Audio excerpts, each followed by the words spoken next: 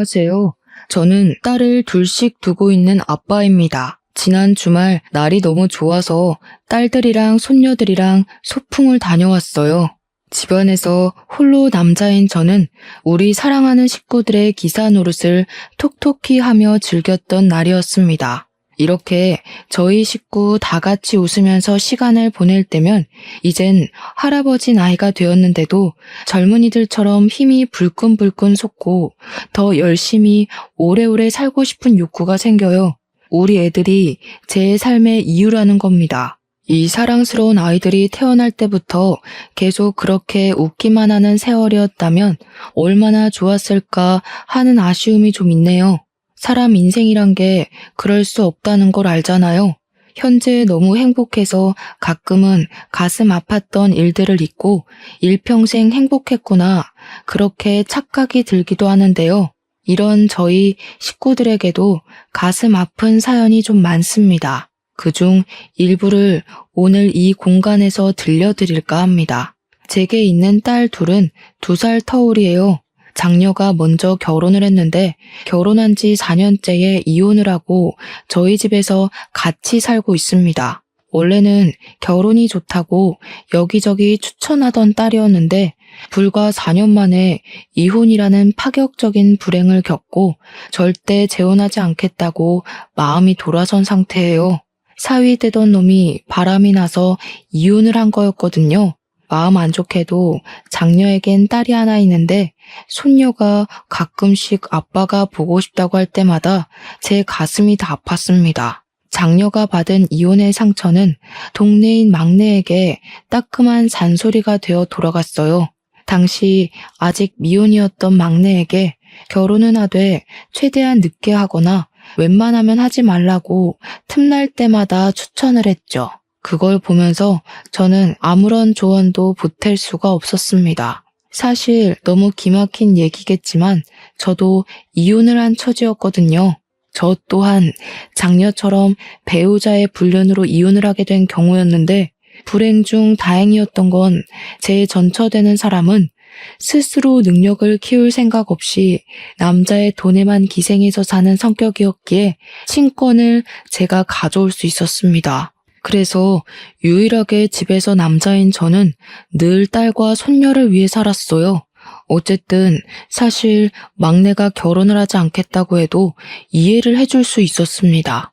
막내 입장에선 가족들이 전부 배우자의 불륜으로 이혼을 경험했는데 결혼에 대한 로망이 없는 게 당연하다고 생각했거든요. 저도 굳이 막내의 나이가 30살이 넘었더라도 결혼할 남자 없냐고 재촉하는 등 귀찮게 굴지 않았어요. 막내한테서 한 번도 남자친구라든지 관심 가는 남자 연예인이라든지 이성에 관해 말하는 걸 본 적도 없거든요. 친구도 잘 안 만나는 것 같고 매번 손녀랑 시간 내서 노는 것 같아 솔직히 저는 암묵적으로 막내가 결혼 생각이 없구나 그렇게 생각했습니다. 그런데 어느 날 정말 아무런 티도 안 내고 있던 막내가 갑자기 결혼할 남자가 생겼다고 식사 자리에서 말을 하더라고요. 뭐? 말도 없이 언제 만났대? 어떻게 만났는데? 뭐 하는 사람인데? 얼마나 만나고 결혼 결정하는 거야? 장녀가 알아서 질문을 해주는 덕에 저는 막내의 대답만 기다리면 되었습니다. 당연히 결혼 안 해도 상관없다고 했지만 이왕 한다면 제발 제대로 된 배우자길 바랬고 장인어른 되는 입장으로서 무조건 우리 딸 위해 뭐든 해주고 싶었어요. 막내가 언지를 주길 사위 될 놈이 성격 좋고 밝은 사람이라 하더라고요. 우리 막내 성격은 좀 소극적인 편이에요. 소위 말하는 집순이인데 자기 남자친구랑 있으면 많이 웃게 된다고 하길래 사실 일단 그거면 충분히 합격 조건이라고 생각했습니다. 사돈집 배경이고 뭐고 그저 우리 딸이 많이 웃을 수 있다면 저는 더 이상 바랄 게 없었어요. 저랑 장녀가 이혼을 겪었다 보니까 서로 영혼이 통하는 게 얼마나 중요한 건지 알겠더라고요. 제발 막내딸 결혼만큼은 저희처럼 실패가 없길 바랬습니다. 그래도 장녀 입장은 동생 앞날이 그저 걱정인가 봐요. 축하보다는 세상에서 제일 쉬운 게 사람 마음 변하는 거라고 섣부르게 판단하지 말라며 단단히 경고 먼저 해주더군요. 계속되는 장녀의 잔소리가 좀 그랬는지 막내가 좀 기분 상해하는 것 같길래 일단은 제가 시간 날 때 소개해달라는 말로 상황 무마시켰습니다.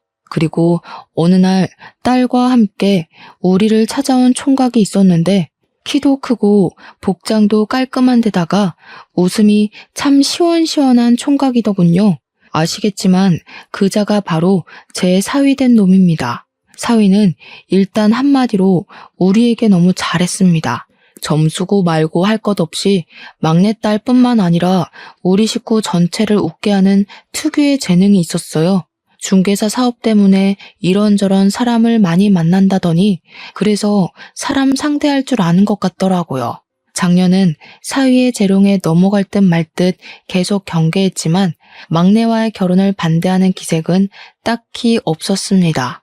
그렇게 우리 막내딸의 결혼이 흔쾌히 성사되었고 분가를 하게 되었어요. 집에서 한 사람 겨우 없어졌을 뿐인데 꽤나 허전했습니다. 그래도 딸이 잘 살길 바래서 저는 여태 모아뒀던 목돈으로 예단비를 두둑하게 챙겨주었고 사위에게 고마운 마음과 우리 딸 잘 부탁한다는 의미로 차도 한 대 사주었어요.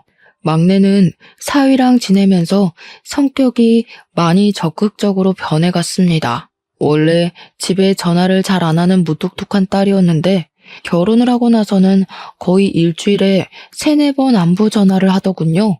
그리고 어느 날 딸이 임신을 하게 되었다는 소식도 전화를 통해 듣게 되었어요.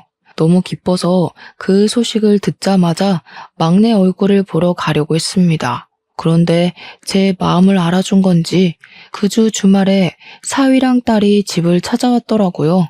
고생 많았네 공서방. 앞으로 바쁜 사람이 더 바빠지게 생겼구먼. 그래도 좋은 소식이 일찍 들려서 내가 얼마나 기쁜지 몰라. 아유, 제가 뭐 한 게 있나요? 앞으로 고생은 다 가은이가 할 텐데 걱정이에요. 저도 제 나름대로 최선은 다할 거지만 남편 역할 잘 못 해내면 어쩌나 그게 요즘 제일 큰 고민이기도 하고요. 장인어른이 좀 많이 알려주세요. 저희 부모님은 먼 지방에 계셔서 도움 청하기도 어렵네요. 당연하지. 앞으로 아빠라고 생각하고 얼마든지 나 찾아와도 돼. 어려워하지 말고 뭐든 필요하면 말만 하고. 사위는 그렇게 유난 떨며 집을 들른 후 별다른 연락이 잘 안 왔습니다. 자주 연락하던 막내도 연락이 뜸하길래 몸이 좀 안 좋은가 걱정이 되었어요. 저는 식당 일을 하고 있어서 가게를 비우기가 애매해 막내 집에 가볼 수가 없었는데 제가 종일 막내 걱정하고 있는 걸 장녀가 알아챈 건지 어느 날 막내 집에 한번 내다보고 오겠다고 하더라고요. 저는 장녀에게 너무 고마웠어요. 가는 김에 막내딸이 좋아하는 레드향 귤 좀 사가라고 돈도 쥐어줬습니다. 그렇게 막내 집을 다녀온 장녀가 잠깐 옷 갈아입는 사이 5살짜리 첫째 손녀가 혼자 막 종알종알 대었는데 제가 응? 뭐라고? 하면서 안아주니까 손녀가 하는 말이 제 심장을 쿵 떨어뜨렸습니다. 할아버지, 이모 우울증이래요. 근데 우울증이 뭐예요? 이모가 엄마 안아서 막 울었어요. 우울증이 오는 거예요? 우울증이라니 역시 우리 막내가 지금 많이 안 좋은 상태인 건가 싶었어요. 그 타이밍에 바로 장녀가 돌아왔길래 저는 장녀한테 막내가 우울증 걸렸다는 소리 뭐냐고 조급하게 물었습니다. 그러니까 장녀가 임신하면 기본적으로 감정 기복이 심해지는 거라고 그렇게만 말해주더군요. 저더러 바람난 엄마가 자기들 가졌을 때 감정 들쑥날쑥 안 했냐고도 하대요. 하도 오래돼서 저는 그런 것도 가물가물했습니다. 일단은 사위랑 문제 있는 건 아니라고 하니까 식겁해서 마음을 놓긴 했죠. 하지만 딸이 우울하다고 밥도 제대로 못 챙겨 먹고 있을까봐 너무 걱정되더라고요. 몇 날 며칠을 고민하다가 결국은 딸이 아닌 사위한테 전화해 방문하겠다고 저녁 한 끼 같이 먹자고 했고, 약속을 가야 하는 당일은 제 김치찌개 식당 문을 닫았습니다. 사위가 아직 퇴근 전이라고 하길래 우리가 먼저 딸아이의 집에 당도했었어요. 초인종을 누르자 잠시 뒤 막내가 나왔는데, 막내는 생각보다 건강한 모습으로 우릴 반겨주었습니다. 푸른 배를 안고 나와 아빠 하면서 보고 싶었다고 먼저 안아주더군요. 그런데 저는 그게 더 걱정되었어요. 사실 우리 막내가 이렇게 애교 부릴 줄 아는 애는 아니거든요. 일이 먼저 애정 표현을 하는 것 보니 많이 힘들긴 한 것 같아서 안쓰러웠습니다. 저는 개인적으로 막내에게 용돈도 챙겨주었어요. 사위한테도 따로 줄 거니까 혼자 쓰라고 말이죠. 그리고 우리는 제 차로 이동을 해 사위가 예약해 놓은 식당으로 향했습니다. 저는 차를 끌었기 때문에 반주는 못하고 장녀랑 사위만 술 한 잔씩 기울였죠. 맛있게 밥을 먹고 이제 둘을 집에 내려준 뒤 우리는 그만 돌아가려고 하는데, 막내만 차에서 내릴 뿐이고 사위는 안 내리더라고요. 그러면서 사위가 제게 부탁하는 어조를 보였는데요. 장인어른, 죄송하지만 제가 일이 있어서 그러는데 혹시 좀 태워다 주실 수 있나요? 여기서 10분밖에 안 걸리는 곳이거든요. 그래? 아니, 다 늦은 밤인데도 집 구하는 사람들이 있어? 웬만하면 내일로 잡지 그랬어, 피곤하게. 제가 돈 많이 버는 이유입니다. 아무래도 사업이 사업인지라 고객 시간에 맞추는 게 고수익 유지하는 비결이거든요. 젊을 때 돈 많이 벌어놔야 되지 않겠습니까? 그래야 가은이도 호강시켜줄 수 있고, 우리 딸과 훗날 태어날 손주를 위해서 일부러 밤낮으로 일을 뛴다는 사위가 기특해 보였습니다. 몸생각 좀 했으면 좋겠다는 걱정은 뒷전으로 한 채 저는 사위를 태워주기로 했어요. 10분 거리인데 어중간하게 택시 타기도 그렇잖아요. 그래서 저희는 막내에게만 인사를 하고 그만 출발하려고 했습니다. 그런데 사위가 잠시만요 하더니 차에서 내려서 막내에게 포옹을 해주더라고요. 뭐라고 하는지는 안 들렸지만 둘이서 중얼중얼 뭐라고 대화를 하는 것 같더니 사위가 웃는 얼굴로 올라타면서 출발해달라고 했습니다. 딸한테 문단속 잘하고 무서우면 불 켜고 자도 된다고 했다네요. 사위가 이렇게 딸 걱정을 많이 해주고 있는데도 불구하고 딸에게 우울증이 찾아왔다는 건 임신이란 게 정말 힘든 일이기 때문이겠죠. 부디 고된 시간을 홀로 견뎌야 하는 제 딸이 우울증에 무너지지 않기만을 속으로 바라고 또 바랬네요. 저는 창문 밖으로 막내딸에게 인사하고 엑셀을 밟았어요. 딸이 집에 먼저 들어갔으면 했는데 백미러로 계속 확인을 해도 막내가 꼼짝도 안 하고 가만히 서 있기만 하더라고요.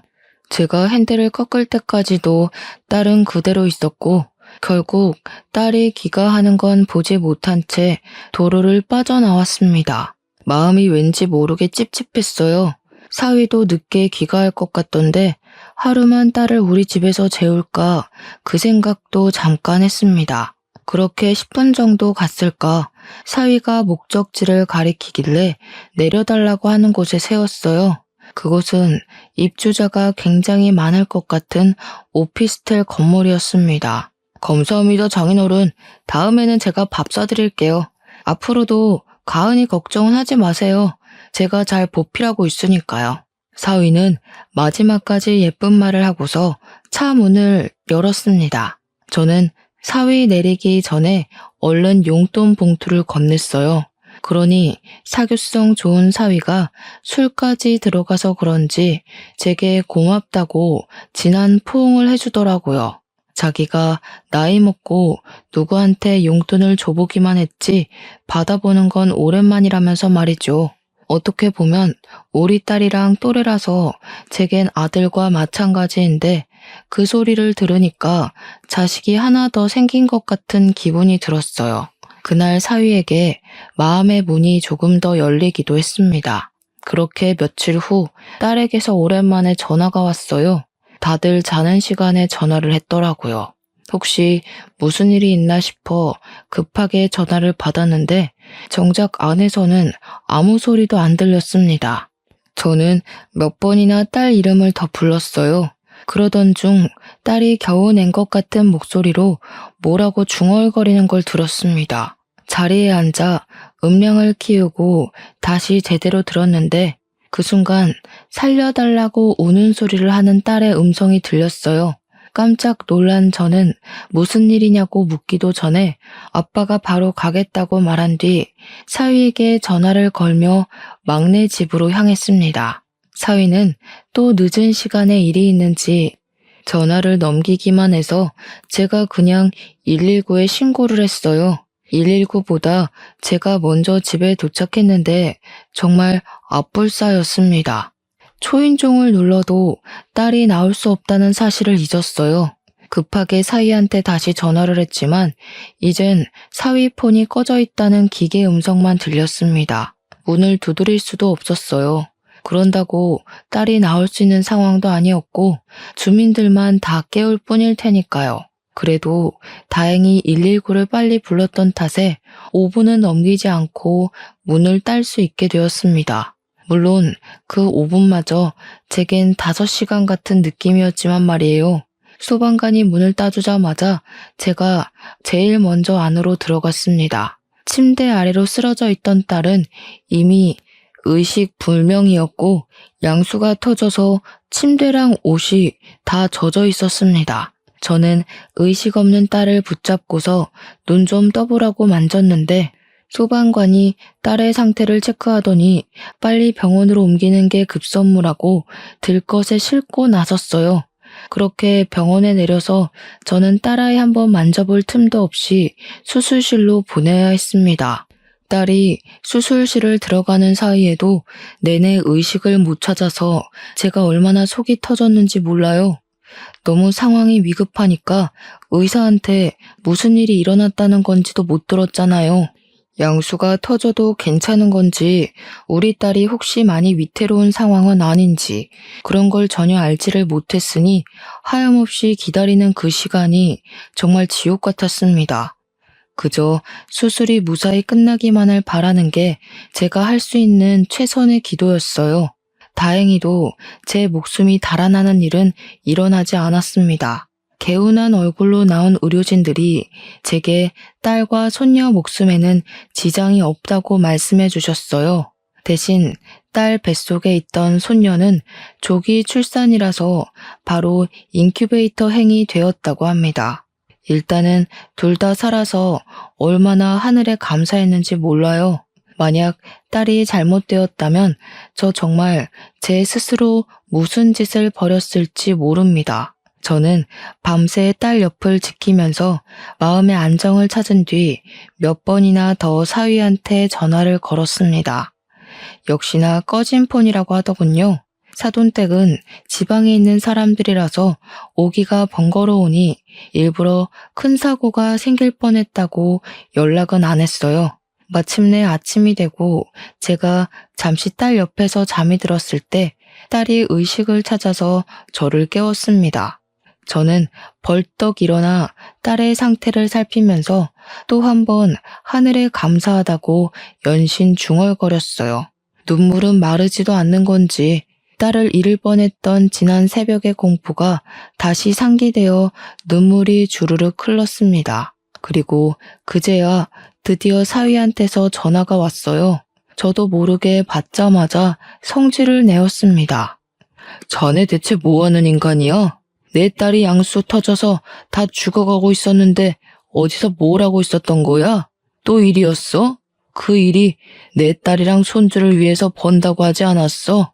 근데 이게 뭔가? 자네가 있었다면 더 빨리 병원에 올 수 있었을 거 아니야? 내 딸이 오죽했으면 나한테 전화를 했겠어. 네? 아니 저는 죄송합니다 장인어른. 정말 죄송합니다. 어디 병원입니까? 제가 지금 바로 갈게요. 사위는 죄송하다고 일이 바빠서 몰랐다고 변명하며 뒤늦게 허겁지겁 병원으로 달려왔습니다. 병원에 도착한 사위 꼬락서니는 밤새 일 때문에 바빴다는 사람치곤 너무 멀끔한 상태였어요. 그것조차 화가 나서 저는 사위 얼굴을 보자마자 귀싸대기를 날렸습니다. 제 딸이 죽을 뻔했다는 생각에 너무 아찔해서 그땐 정말 사위를 어떻게 해버리고 싶었거든요. 당시만 생각하면 아직도 심장이 벌렁벌렁하고 손 떨립니다. 사위는 그렇게 처맞고도 바로 제 앞에 무릎을 꿇고 또 한 번 사죄를 했습니다. 제가 한 대 더 때리라고 해도 그대로 맞을 각오를 하고 있더라고요. 그런 사위를 보면서 한편으로는 그저 열심히 일해서 자기 가족들 잘 먹고 잘 살게 하려고 했을 뿐일 텐데 사위가 무슨 잘못이 있을까 싶었어요. 그래서 2대까진 때리지 않았습니다. 사위는 일어나라는 제 말에 뒤늦게 일어서서 제 딸을 살폈어요. 딸에게도 손을 잡으며 사과를 청하더군요. 근데 딸도 사위에게 화가 단단히 난 건지 사과를 받아주지도 않고 고개를 돌려버렸습니다. 아마 딸이 그날은 일을 안 가면 안 되겠냐고 했었을 것 같은 감이 왔어요. 저는 화 좀 식힐 겸 잠시 화장실을 나갔다가 다시 병실로 돌아갔습니다. 그런데 가는 길에 자판기 쪽에 누구랑 통화하고 있는 사위를 목격했어요. 뭔가 곤란한 분위기 같아 보여서 혹시 일 때문에 그러는 건가, 내가 괜히 실수를 한 건가 싶어서 건물 귀퉁이에 몰래 숨어들었습니다. 그래서 오늘은 거기서 잘 거라고? 안 돼. 그럼 나 혼자 자란 말이야? 나 혼자 자는 거 무서워하는 거 알잖아. 알지. 근데 이번엔 어쩔 수가 없어. 이틀은 와이프 옆에 있어줘야 돼. 장인어른 화나셨다니까. 나 뺨까지 맞았다고. 어이없다. 양수 터진 게 뭐 유별난 일이라고. 우리 엄마도 나 낳기 전에 양수 터졌는데 멀쩡하게 살아있어. 그거 흔한 일이야. 이미 장인어른 눈 돌아서 내 변명 아무것도 안 통해. 이번만 봐줘. 네가 전화 받지 말라고 해서 이사달 난 거잖아. 서러워서 진짜. 거기 딸 낳았다고? 내가 아들 낳아줄 테니까 내 옆에는 태어날 때까지 있어줘야 돼. 알겠지? 명백히 사위 목소리였습니다. 사위는 우리 막내에게나 보여줬던 목소리로 아주 달큼하게 다른 여자랑 통화하고 있었어요.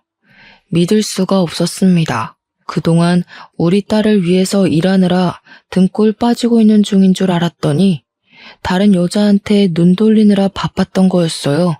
화가 치밀어 한 발자국도 떼지 못했더니 통화를 마치고 오는 사위와 그대로 마주쳤습니다. 사위는 악소리를 지르며 혼자 나자빠지더군요. 그 꼴은 도둑이 제발 저려 쫄아있는 모습과 같았습니다. 뭘 그렇게 놀라나? 누가 보면 죄 지은 줄 알겠어. 나 몰래 뭐 허튼 짓이라도 했던 거야? 아니요. 그럴 리가요. 근데 언제 오셨어요? 방금 오신 거예요? 사람 실없기는. 그럼 방금 왔지. 내가 뭐하러 여기 가만히 서 있었겠어? 아까 때린 건 미안했네.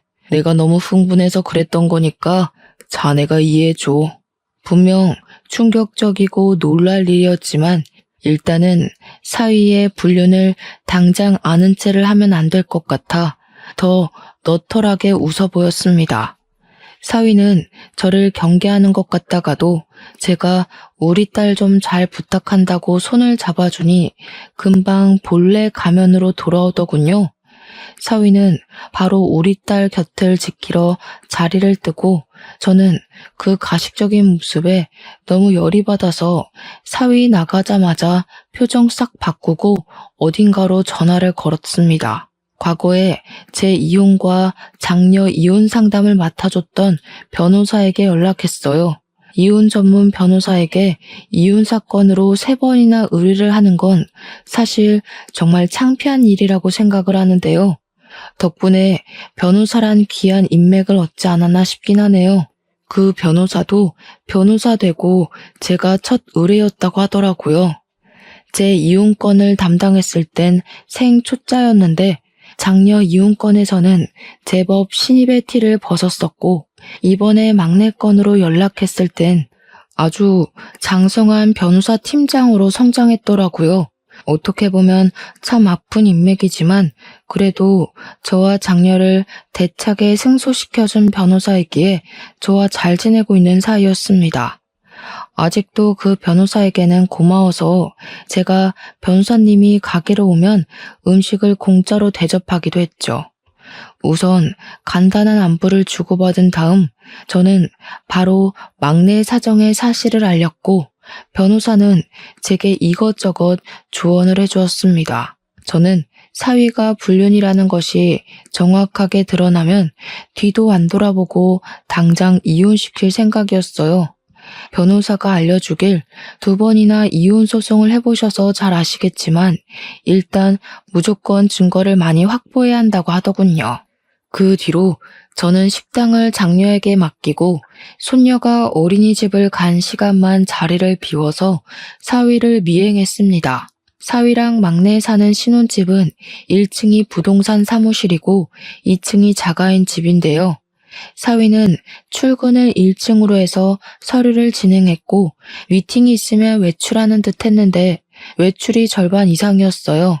그래서 사실상 사위의 공간을 침범하는 데는 어렵지 않았습니다. 그리고 사위가 외출하는 시간을 며칠간 지켜보면서 어느 시간대에 밖을 나서고 움직이는지 파악했습니다. 우선 막내딸에게 먼저 찾아갔는데 막내는 자기 딸을 재운 후 겨우 잠들어 있었습니다. 그리고 저는 막내에게 제가 알고 있는 사실들을 솔직하게 물어봤어요. 그렇잖아도 위태롭던 막내딸은 제가 묻자마자 얼굴이 일그러지며 눈물을 터뜨리더군요. 이놈 새끼가 이런 쓰레기짓 하고 다녔는데 왜 말 안 했어? 아빠한테 진작 말했어야지. 아빠는 네가 이렇게 힘들게 지내는 줄도 모르고 밑 빠진 독에 물이나 붓고 있었으니 가족이 있는데 왜 이걸 너 혼자 참고 있었어? 남편이 이거 고자질하면 친정까지 손봐줄 거라고 협박하잖아. 남편 돈 많은 거 알지? 그러다 나 때문에 아빠 식당 손해가면 어떡해? 우리 딸도 지켜야 되고 내가 할 수 있는 게 없었어. 보니까 막내는 사위에게 협박당하면서 불륜을 강제로 숨겨주고 있었던 듯 했습니다. 너무 속상했어요. 이혼을 해본 사람 입장으로서 막내의 마음을 이해하지만 제가 충분히 힘이 되어 줄 수 있는데 막내가 오히려 저를 걱정해 줬더라고요. 좀 더 벌이가 괜찮아서 시위 같은 놈 쉽게 짓누를 수 있는 힘이 있었다면 막내가 저에게 과감히 기대었을까 문득 제 신세를 후회하기도 했습니다. 그렇다고 돈으로만 그 썩을 놈을 해결할 수 있는 건 아니잖아요. 돈이 있었다면 빙빙 둘러가지 않고 손쉽게 처리할 수 있었겠지만 빙빙 둘러가야 하는 만큼 더 고통스럽게 망하게 하겠다고 결심을 했어요. 저는 막내에게 사위랑 대화할 때마다 녹음하라고 그럼 내가 다 알아서 해주겠다고 일러뒀죠. 불쌍한 우리 막내딸, 저한테 잘 사는 모습 보여주려고 했는데 그저 미안하다고 울기만 하더군요. 좀 소극적이고 무뚝뚝하더라도 나쁜 소리 한 번 안 해보고 산 착한 딸인데 그런 내 딸에게 이런 고충을 겪게 한 사위를 절대 용서하는 일은 없어야겠다고 다시 한번 마음을 다잡았습니다. 그 상놈 새끼 때문에 내 딸이 매일 눈물 흘렸을 걸 생각하니 저는 참고 참았던 부하가 치밀어 올라 눈에 뵈는 게 없어졌어요. 저는 딸에게 1층까지 딸 수 있는 마스터키를 받아서 내려갔고 사위가 오기 전에 사무실을 열고 들어갔습니다. 단 한 번도 도둑놈처럼 자물쇠를 따고 누군가의 공간을 침입한 적이 없었는데 이 세상이 더러운 놈에게는 더러운 방법으로 접근해줘야만 속 시원하다고 하는 것 같더라고요. 그렇게 몰래 침입한 사무실을 뒤졌는데 황당하게도 제가 뒤적거릴 필요도 없이 손쉽게 불륜 증거물을 찾을 수 있었습니다. 제 딸 말이 남편은 일적인 공간을 침해받는 걸 안 좋아해서 한 번도 1층에 내려가 본 적 없다고 하더군요. 그래서 그런지 사위 사무실은 그야말로 내 딸이 모르는 여자의 흔적이 덕지덕지 묻어 있었어요. 그냥 휴대폰 렌즈를 들이미는 곳마다 증거물이 쏟아졌어요. 속옷이나 머리카락, 여자 화장품, 같이 찍은 사진까지 아주 불륜 창고 그 자체라고 해도 과언이 아니었죠. 사진 찍다가 또 한 번 성질이 난 저는 주변 물건들을 죄다 바닥에 던져버렸습니다. 그리곤 딱 봐도 제 딸은 바르지 않는 색깔의 립스틱을 들고서 사위 컴퓨터 모니터에 글씨를 썼었어요. 이제부터 지옥 갈 준비나 하라고 말이죠. 그렇게 사무실을 나왔는데 문득 사위가 지난날 내려달라고 했던 오피스텔이 떠올랐습니다. 상간녀랑 통화하던 내용을 들어보면 어딘가 모르게 두 집 살림을 하고 있는 기운이 물씬 풍긴다고 생각했는데 설마 그곳에서 두 집 살림살이라도 하는 건가 싶더군요. 그게 만약 맞다면 정신 나간 놈이 겁대가리까지 상실했던 거죠. 감히 장인어른한테 두 집 살림하는 곳으로 발에다 달라고 한 거잖아요. 그런 확신이 들자 거길 안 찾아가면 안 되겠더라고요. 일단은 사위가 그곳에 있는지 없는지 몰라서 사위한테 전화를 했더니 마침 오피스텔에서 일 중이라네요. 주로 거기서 일을 더 많이 한다고 하면서 능글맞게 답을 하는데 정말 뻔뻔함을 보았네요. 저는 전화를 끊자마자 그곳으로 달려갔습니다. 사위가 있는 곳이 몇 호실인지 몰라서 그 오피스텔 앞에서 주야장천 사위 나오길 기다렸어요. 눈 빠지게 기다리던 순간 사위가 웬 아가씨랑 팔짱 끼고 나오는 걸 목격했죠. 직접 눈으로 보니까 과거의 제 이혼과 장녀의 이혼 트라우마까지 떠오르면서 손이 떨리더군요. 그래도 세 번째인지라 제법 저는 침착하게 대처를 할 수 있었습니다. 황급히 그걸 사진으로 찍어서 증거를 남겼죠.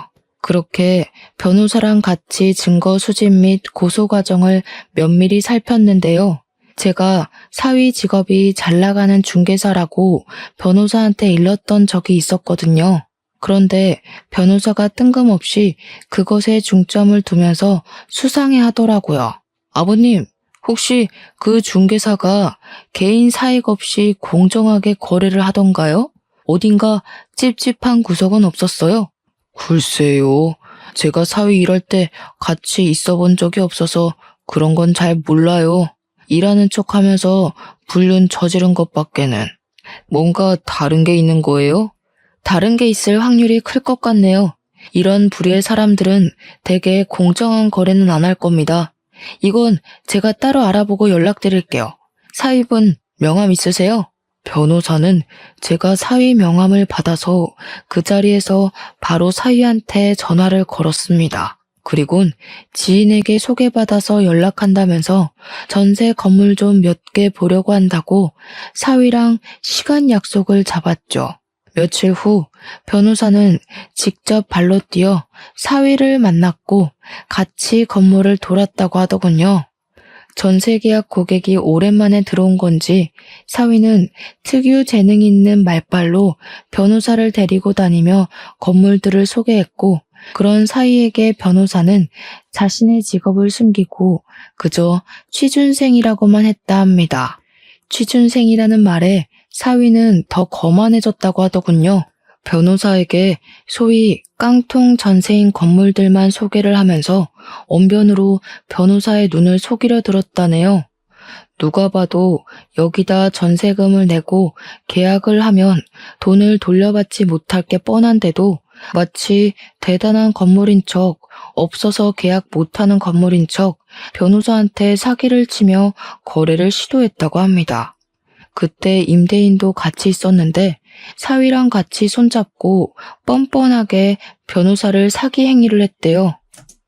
모든 걸 녹음하고 있던 변호사는 그걸 토대로 다시 사무실에 돌아와 사기죄 또는 사기 방조죄 등 형사 처분까지 준비를 했습니다. 변호사는 이 증거들을 토대로 사위를 구속시키고 중개사 자격을 박탈시킬 수 있는 전세 사기로 고소를 할 예정이래요. 그리고 이 와중에 하늘이 저희를 돕는 건지 전세 사기로 좀 더 확실한 증거물을 찾던 중 황당하게도 사위가 과거에 전세 사기로 한번 신고당했던 적이 있다는 것도 발견을 했습니다.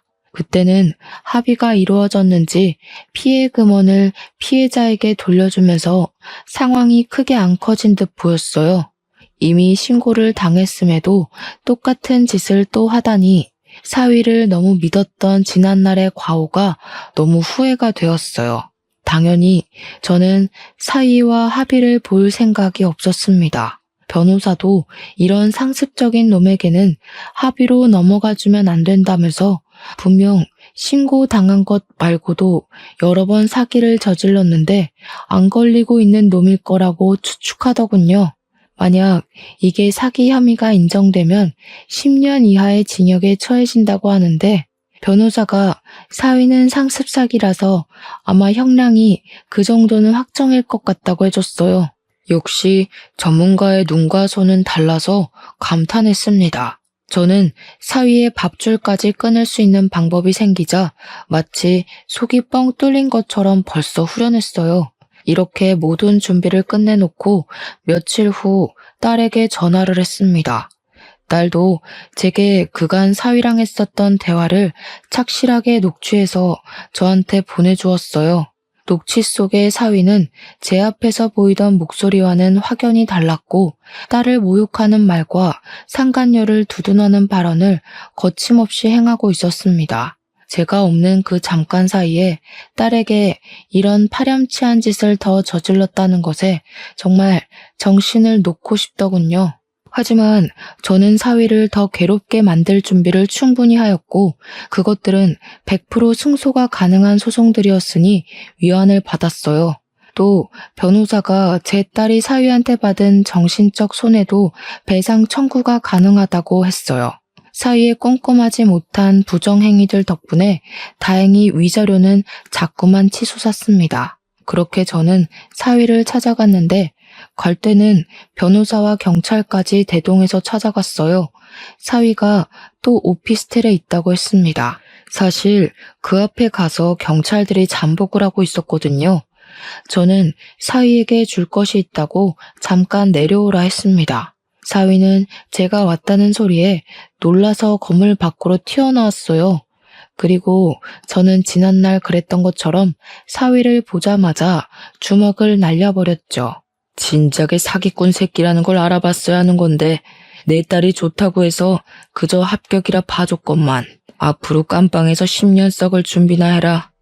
어떻게 할 짓이 없어서 짐승만도 못한 짓들만 골라서 하며 살았냐? 무슨 소리를 하시는 거예요? 일하느라 바쁜 사람 불러놓고 다짜고짜 폭력이라뇨?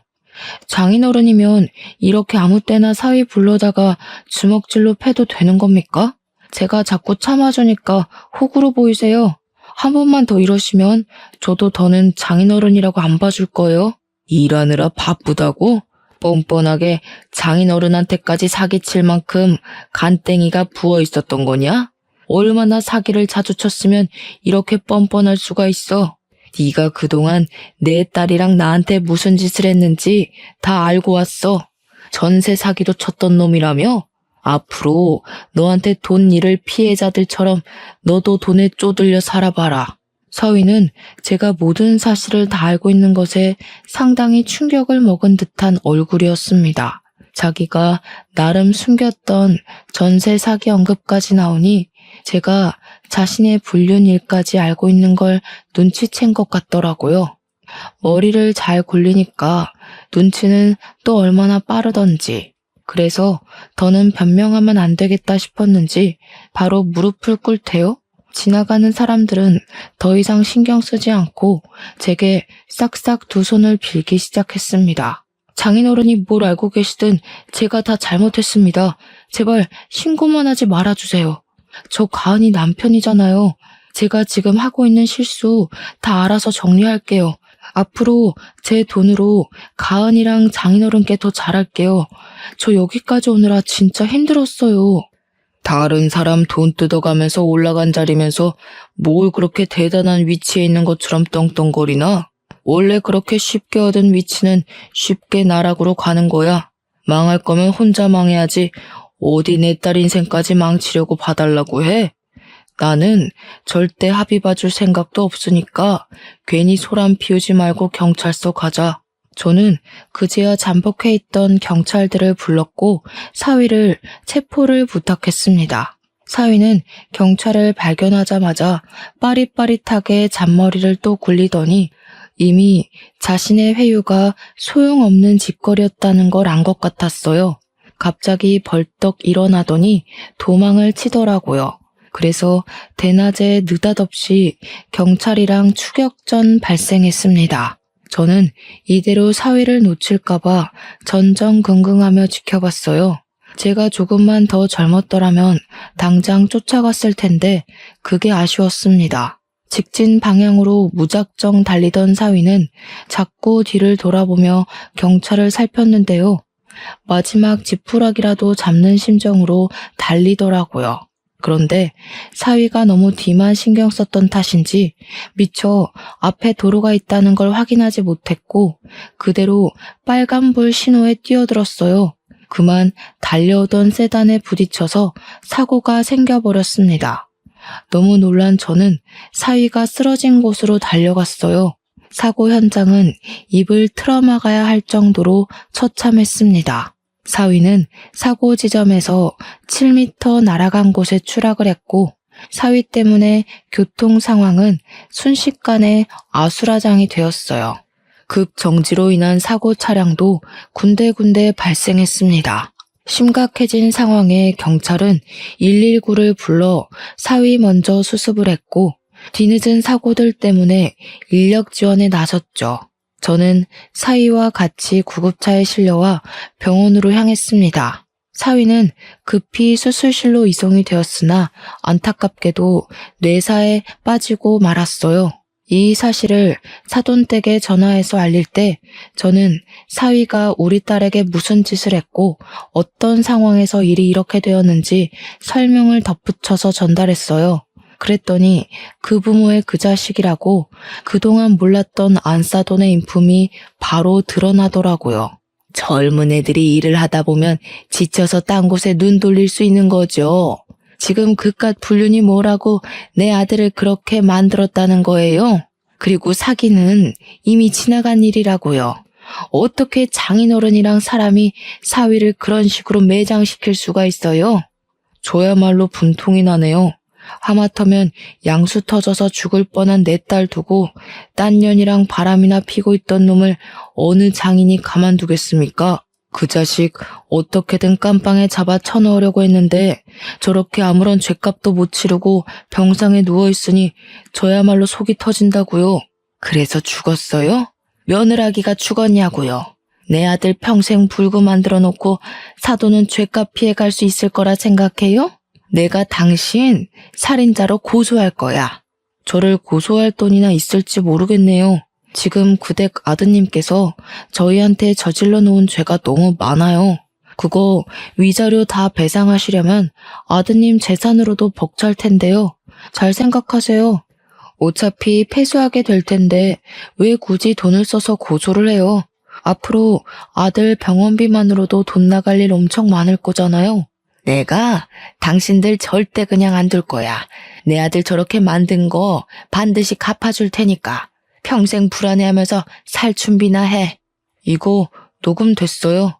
저희 주변에 얼쩡거리면 끈금지 신고까지 할 겁니다. 그쪽 아드님 짓거리는 꼭 깜빵에 넣고 싶을 만큼 화가 났는데 그래도 식물인간으로 살아야 되는 걸 대가라고 보고 인심 써줄게요.